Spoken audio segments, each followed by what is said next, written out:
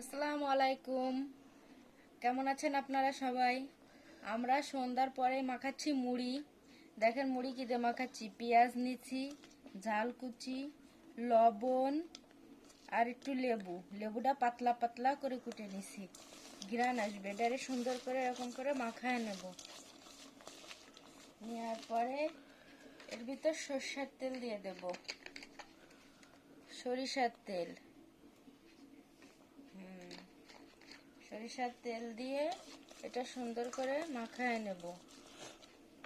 এবারে এর ভিতর চানাচুরগুলো দিয়ে দেব।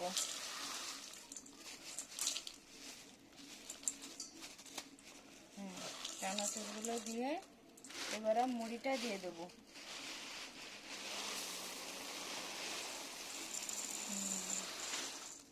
মুড়ি বেশি দেব না,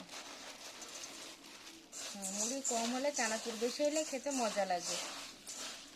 এভাবে মুড়ি মাখায় খাবেন, দেখবেন অনেক মজা লাগবে খাইতে। আল্লাহ হাফেজ।